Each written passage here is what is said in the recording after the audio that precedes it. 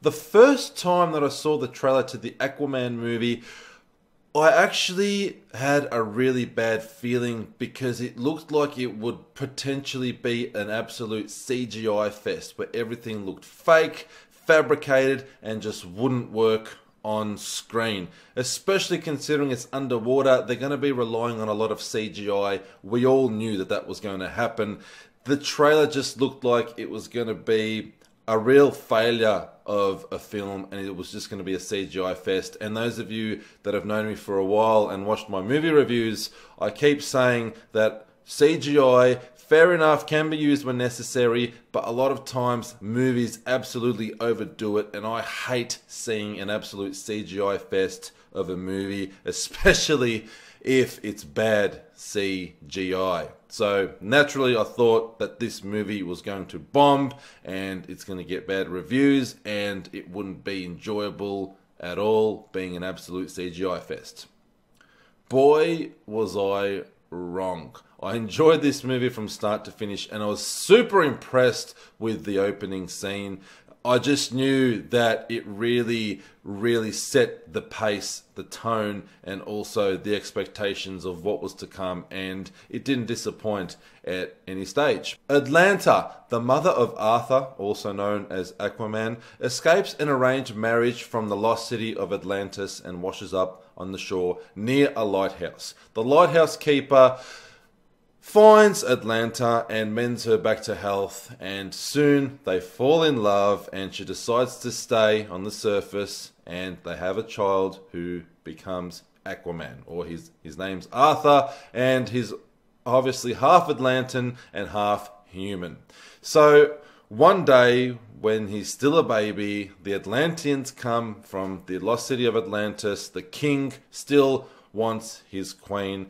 And from this opening scene, or this scene that's very early on in the movie, I could tell that it was just going to be really good. The scene was filmed absolutely phenomenally, with the camera panning around the room perfectly as Atlanta is battling these other Atlanteans who are in the most amazing looking suits. There's just so much vibrant color, and the choreography and the effects of the action was just amazing. I couldn't believe how good and how realistic it really was, and the camera work was phenomenal. So that scene absolutely blew me away, and I couldn't wait to continue watching the movie further. However, after Atlanta and her new love and son are attacked, she decides the best thing to do is go back to the lost city of Atlantis and stop the Atlanteans and the king from sending an army potentially to try and take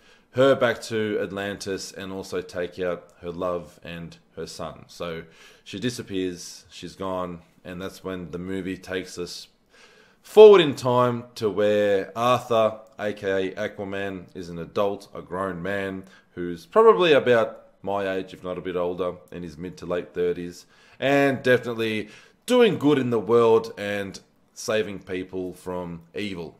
However, he has no intention of returning to the lost city of Atlantis, going there for the first time. He has no interest in becoming an Atlantean. He's happy on the surface, taking care of his father. But what he doesn't know is he's actually the rightful heir to the throne and to be king of Atlantis. And currently his younger brother is ruler and king, who has evil intentions of taking over all of the factions in the underworld city of Atlantis. So those of you that are very familiar with the lore behind Aquaman and the comic books, there's a lot of different factions underwater. It's not just the Atlanteans. Heaps of different types of factions and different sort of species type creatures down there as well. You'll know what I'm talking about. There's like crab-like creatures, different types of looking creatures down there in the bottom of the ocean where the lost city of Atlantis is. But anyway, his younger brother has evil intentions to not only rule the ocean, but also start taking over the surface. And obviously we can't have this. And Mira, who is queen of one of the factions, comes to the surface, seeks out Aquaman and tries to convince him to help and also to claim his rightful throne. Aquaman is actually the first son of Atlanta and heir to the throne.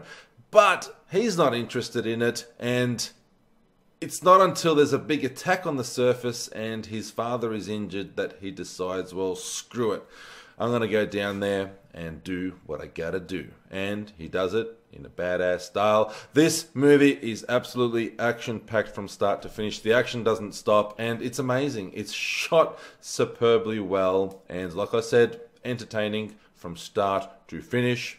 However, in order for Aquaman to defeat his evil brother, who has been down at the bottom of the ocean his entire life, learning how to be a warrior, Aquaman, who's lived on the surface his whole life, is no match for someone like his evil brother, who's been living down in the ocean all his life. If they fight, which they do at one stage, but I'm not going to get into that because it's like sort of halfway through the film, well, then odds are that Aquaman isn't going to be successful unless he finds an ancient trident, which not only will make him super powerful, but only the rightful heir to the throne, the next king in line, the rightful king, can actually reclaim the trident, which is like a pitchfork weapon that, you know, these Atlanteans use. As far as the story goes, that is much as I can reveal without any spoilers. You know what it's all about. I'm going to quickly talk about spoilers at the end. It's very, very easy to cover off, but you probably won't want to hear it just yet if you haven't seen the film, which I definitely highly recommend. It's a really good, pleasurable experience to watch a movie where you're expecting, maybe not the worst, but you're expecting something that you're not going to enjoy, like an absolute CGI fest. The effects, the CGI is actually really good in this movie. It's finally getting to a stage where it's not so fake looking and it doesn't really upset me as much. Maybe because it's under the ocean, it kind of works a lot better, the CGI, but I just thought it looked beautiful. There was nothing really that I could point out that I was disappointed with the CGI. Huge battles at the end that I think were a little bit overboard, but I guess, you know, there was sort of like a war tension throughout the film the entire time, so that was going to have to happen. And then there's huge big creatures as well, so it definitely does go over the top a little bit, but the CGI definitely holds up and looks great throughout the entire film. In fact, it looks superb. The film is shot so well and is just always so brightly coloured. Costumes look amazing. It's a beautiful movie overall. Right now, after just seeing it, I do have to say that I think this is the best movie in the DC universe. Maybe just by like a hair beating Wonder Woman, which I think was the best film, the best DC movie that's come out recently. Batman vs Superman, pretty disappointing, but I do respect what they were trying to do there. Justice League, pretty good. Definitely some bad CGI with the cyborg, and it could have been better for sure. They definitely could have done a lot better there and put in a lot more Aquaman. Still, pretty good movie, and don't listen to the critics with that one. I definitely disagree with a lot of the negative reviews. Wonder Woman was really, really good, but I think this is definitely up there with Wonder Woman and just a little bit better. Definitely what makes it that little bit much better is that Jason Mamoa is Aquaman. He is perfectly cast as Aquaman. I mean, have a look at him. He looks like he's some sort of king that's just risen out of the ocean. He is the perfect Aquaman. Definitely that beard, the long hair, the eyes, the brows, like the really strong tattooed body. It's just a perfect fit for Aquaman. Really, really tough, and I think they definitely made the right decision casting him as Aquaman. And I'm a big fan of Jason Mamoa, so obviously, if he was going to be cast as Aquaman, I was going to like it that little bit much more. But if it was going to be a CGI fest, I was still going to definitely rate this movie very strictly. However, CGI. And this is from someone that's very, very particular about movies and doesn't like over-the-top CGI. Coming from me, believe me, when I say the CGI definitely works. I think that's the first time I've ever said that I've actually agreed with the use of CGI in a film. Definitely works. It's beautiful from start to finish and very, very colourful and vibrant. So before I talk about the very end and the spoilers, which is it's going to be a very quick discussion. I have to rate the film out of 13 as per usual. I give Aquaman a very, very well-deserved 11 out of 13. It's definitely far from perfect. I mean, it can't get a perfect score because it is quite a silly film. It's very, very far-fetched. The story definitely isn't a realistic type story. It's a kind of silly, goofy film, but action-packed, shot beautifully, it looks beautiful, it's acted so well. Jason Mamoa, absolutely perfect. I think I like everything that he's been in. There's not much that I really dislike that Jason Mamoa has been in. Like looking at movies like, you know, B-grade action flicks like Bullet to the Head. Then you've got like Khal Drogo, Game of Thrones, Conan the Barbarian, the remake or the reimagining.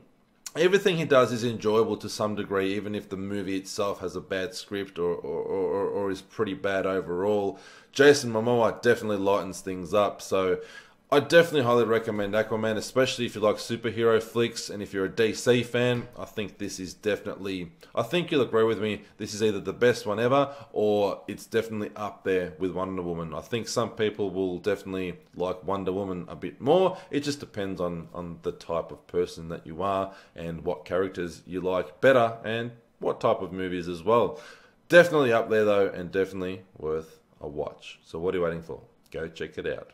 And just some really quick spoiler discussions here. It's more of an opinion about what I thought of the end because it is very predictable. For those of you that haven't seen it and just decided, stuff it, I'm going to listen to Bannick 13 discuss the spoilers. Well, you're not really missing out on all that much because watching the movie, it's pretty predictable. Of course, Aquaman gets the trident and becomes the king and decides to be king of Atlanta and lost city of Atlantis. His brother, there is a battle and he beats him in a battle, and the brother kind of starts to see common sense because he was brought up in kind of brainwashed by the original king who wanted to start a war with the surface. And finally, I think it looks like he begins to realize that maybe that was the wrong decision. So he's taken away as a prisoner, and we'll probably see him in the sequel, I think, again. And maybe he and Aquaman will team up. I'm not too sure about the lore behind it and the history behind those two characters. I haven't read the comic books or really read much on the lore of Aquaman. And Aquaman, upon possessing the trident, the trident was actually guarded by some really huge kraken-like creature. It's not the kraken, but it's some sort of huge mythical creature, and no one's ever spoken to the creature, but it turns out that Aquaman has some sort of hidden ability where he can actually communicate with creatures of the sea, and he's the only person that's ever been able to communicate with this huge creature. I'm not sure if he had a name, we'll just call it Creature for now, but it's like the Kraken. It's got like huge tentacles, and it will really, really cause a lot of damage, which it does, because Aquaman kind of rides it out of where he found the trident, and then he joins this huge war that's going on, and this Kraken-like creature just goes nuts and pretty much takes out anything with a swipe of his tentacles. So it's a very powerful creature that Aquaman has actually made friends with and is now kind of using at his will. And obviously Aquaman saves the day, he becomes the king, and now we patiently await the sequel. Thank you all for tuning in. I love you all very much. If you enjoyed this review, please give me a big thumbs up. Let me know what you thought of the film in the comments below, and let me know if you're willing to watch it after I just told you about it and gave it all those positive remarks. To keep up to date with all of my uploads on movies and video games, don't forget to subscribe, hit that notification icon, and more importantly, just come back and visit.